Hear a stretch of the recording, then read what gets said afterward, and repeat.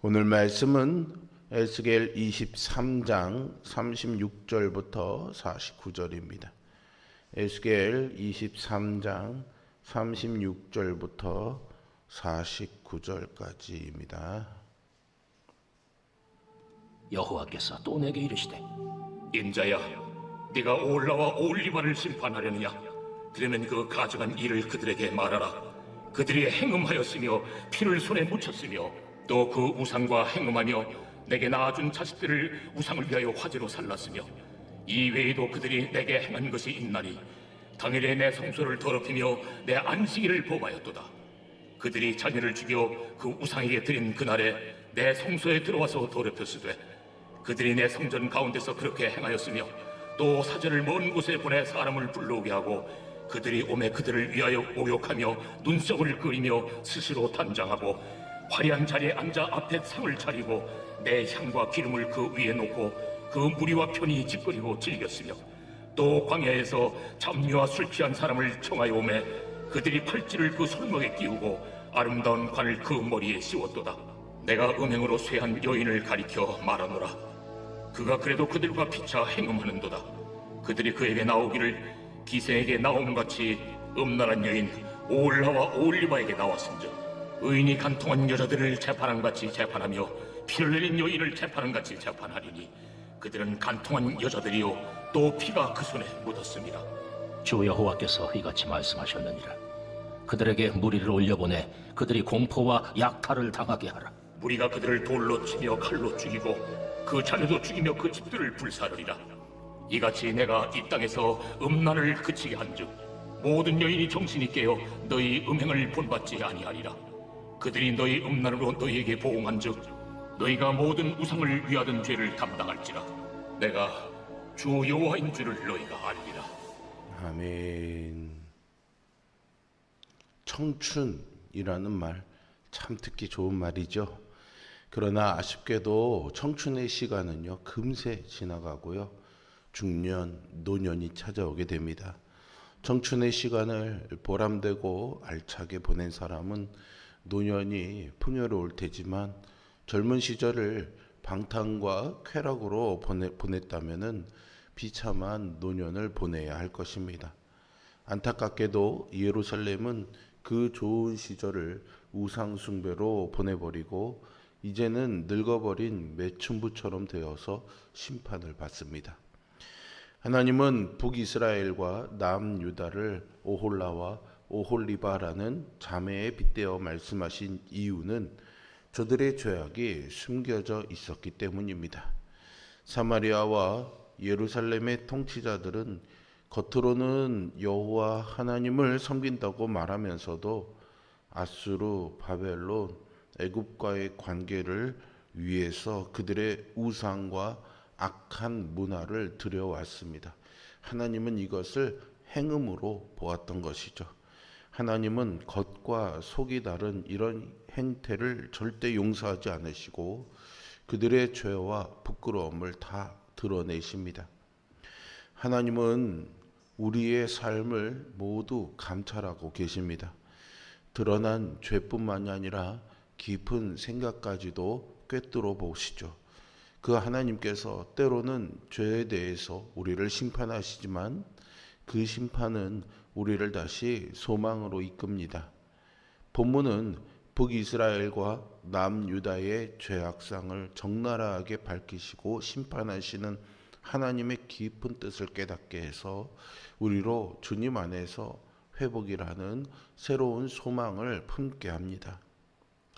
어느 TV 프로그램에 보니까요 60대 남성이 본인 키만한 다른 집 담장 위로 오르더니 장대로 감나무를 두드려서 감을 따기 시작했습니다. 그렇게 양손 가득 훔친 감을 들고 현장을 빠져나가려던 이 남성이 운 나쁘게도 경찰관들과 맞닥뜨리게 되죠. 그런데 이것이요 우연이 아니었더랍니다. 아무도 자신을 보지 못했을 거라고 생각했는데 인근에 설치된 CCTV를 통해서 관제센터 요원이 이 남성의 범행을 고스란히 지켜보고 있다가 신고해 범인을 잡게 된 것이죠. 일정 범위를 감시하는 CCTV조차도 이렇게 우리의 일거수일투족을 보고 있는데 하물며 무소부재하신 하나님의 눈을 우리가 어떻게 피할 수 있겠습니까? 감찰하시는 하나님이 오홀라와 오홀리바의 죄악을 고발하십니다. 그들은 남편인 하나님을 배신하고 이방의 우상과 행음했습니다. 하나님께 드려야 할 자녀들을 우상의 제물로 불 가운데 던졌죠. 오홀라와 오홀리바를 심판하는 방법은 그들이 행한 그 가증한 일을 그들에게 말하는 것입니다. 여기서 행음은 우상 숭배를 의미하는데요. 아이를 우상에게 희생제사로 바치는 극악무도한 행위까지도 포함되어 있습니다. 그러면서도 이들은 성전에 나와서 하나님께 제사를 드렸습니다. 성전의 법도를 지키는 데는 부주의했고 안식일에 지켜야 할 규례도 희미해졌습니다. 무엇보다도 성전 안에서의 모습과 성전 밖에서의 모습이 전혀 달랐던 것이죠. 우상 제단에서 자녀를 희생제사로 바치는 가증한 일을 하고는 바로 성전에 와서 하나님께 제사를 드렸고요. 하나님께 제사를 드리는 도중에라도 아수르나 애굽, 바벨론의 사신이 찾아오면 즉시 그들에게 향응을 베풀면서 율법에 어긋나는 정책을 논의하는 일상이 이어졌습니다. 강대국을 의지하고 동맹을 맺어 하나님의 자리를 내어주는 영적 음행을 자행했습니다. 이렇게 성전에서 제사를 드리면서도 실상은 우상 숭배와 살인과 더러운 모략들이 가득해 겉과 속이 완전히 달랐으니 심판을 피할 수 없었던 것입니다. 구약학자인 월터 브루그만은요, 하나님이 단지 이스라엘의 이런 행위만을 문제 삼으신 것이 아니라 언약적 충성을 배신한 본질적 문제를 지적하신다고 말합니다. 우리는 하나님의 눈길을 벗어날 수 없습니다. 성도에게는 하나님의 감찰이 두려움과 찔림이 아니라 언제나 돌보심과 사랑으로 해석되어야 하겠습니다. 삶과 신앙의 괴리는요, 우리 주변에서도 찾아볼 수 있습니다. 주일에는 예배당에 들어가지만 거기서 나오자마자 세상의 더러운 문화를 탐닉하고 악한 이익을 추구하는 신자들이 있습니다. 우리는 에스겔을 통해서 경고하시는 하나님의 목소리를 떠올려야 합니다. 삶과 신앙을 일치시키는 것은 그 무엇보다도 중요한 삶의 우선순위입니다. 오홀라와 오홀리바가 오랜 음행으로 쇠약해진 음녀에 비유되었는데요. 이는 우상 숭배와 윤리적 타락이 누적되어서 더 이상 왕국의 존업을 유지할 수 없는 상태가 되었음을 보여줍니다. 음녀가 의로운 사람들에 의해 재판정에 넘겨지게 되고 그 죗값을 받게 되듯이 이스라엘과 유다는 하나님의 심판대 앞에 끌려나와 처벌받게 될 것입니다. 그들이 받을 처벌은 공포와 약탈입니다. 사마리아와 예루살렘 거민들이 모두 죽임을 당하고 집은 모두 불태워지는 전면적인 파멸이지요. 결론적으로 하나님은 북이스라엘과 남유다가 행한 음란과 또 우상숭배의 죄에 대해서 철저히 심판하시는 모습을 보고 다른 모든 여인이 음행을 하지 않을 것이고 하나님의 거룩하심과 영광을 알게 될 것이라고 하십니다. 이처럼 하나님의 심판은 반드시 이루어지고 아무도 모르게 범한 죄라 해도 숨길 수 없습니다. 세상에 소금과 빛이 되어야 할 우리가 깨어있지 못하고 세상의 영향력 아래 살아간다고 한다면 하나님의 이름이 세상에서 조롱받을 것입니다. 하나님은 절대로 그런 상황을 내버려 두지 않으십니다. 하나님은 죄에 대해서 단호하십니다. 하나님의 진노는 회개하지 않는 자에게 파멸을 가져옵니다. 죄와 심판에 대한 경각심을 잃어버리지 말고 늘 주님 앞에서 내 삶을 돌아보며 부끄러울 것 없는 그런 신앙인으로 있어야 하겠습니다. 선교사이자 작가인 엘리자베스 엘리엇이라는 분은요, 하나님은 우리가 그분 없이는 아무것도 아니라는 것을 깨닫게 하시기 위해 때때로 모든 것을 흔드신다라고 했습니다. 징계의 채찍은 우리에게 고통을 주지만 그 채찍에 예수님의 몸을 찢어 우리가 나음을 받았다는 사실은 그 고통 속에서 더욱 깊이 깨달을 수 있는 진리인 것이죠.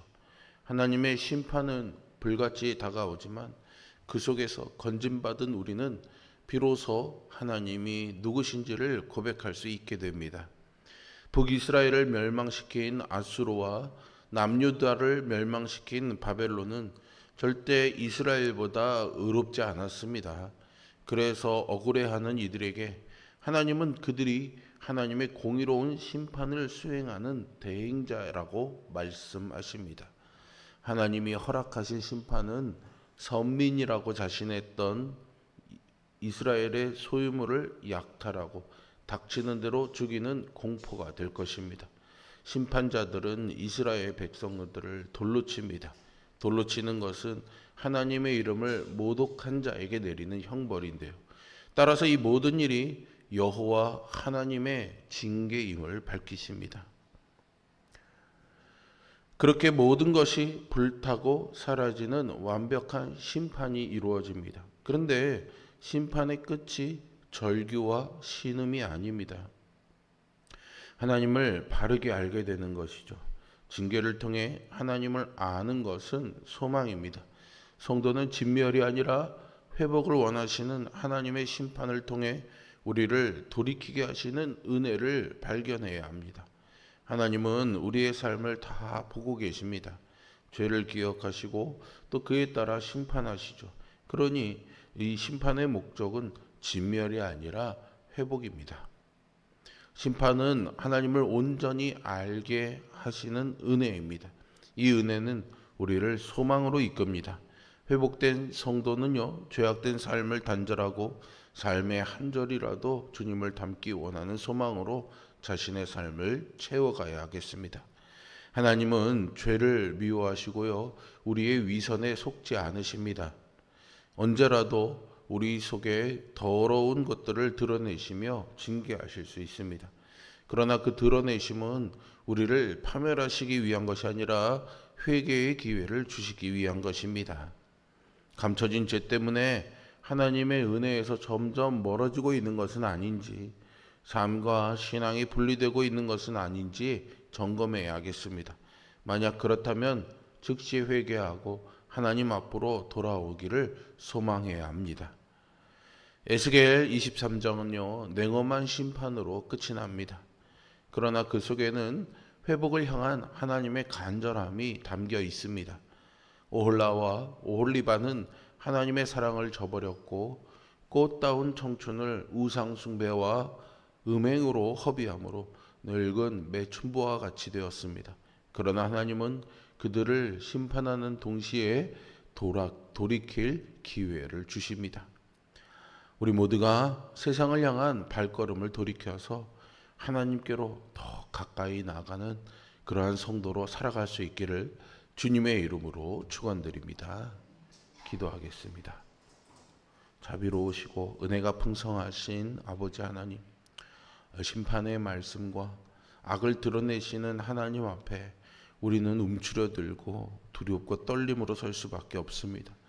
그러나 그 하나님의 진노 뒤에는 우리를 다시 하나님 백성 삼기를 원하시며 죄악에 있는 자들이 돌이켜 하나님의 자녀의 삶으로 돌아오기를 바라시는 하나님의 은혜가 있음을 깨닫게 하여 주시고, 비록 두려움과 떨림으로 우리의 죄와 직면해야 되지만 그 뒤에 우리를 자유롭게 품어주시고 하나님의 자녀 삼기 위해서 애쓰시는 그 하나님의 은혜를 기억하며 용기 내어 살아가는 우리들 되게 하여 주시옵소서. 죄악의 부끄러움을 피할 수는 없지만 우리의 그런 수치와 부끄러움을 가려주시고 하나님의 자녀로 받아주시는 하나님의 은혜가 있음을 기억하며 살아가게 하여 주시고, 우리에게 죄악의 유혹들이 찾아올 때마다, 세상과 타협하고 싶은 마음이 들 때마다 오늘 이 말씀에 경각심을 가지고 그 죄를 멀리하며 거절하며 거룩한 하나님 백성으로 살아가는 은혜가 우리의 삶에 있게 하여 주옵소서. 예수 그리스도의 이름으로 기도합니다. 아멘.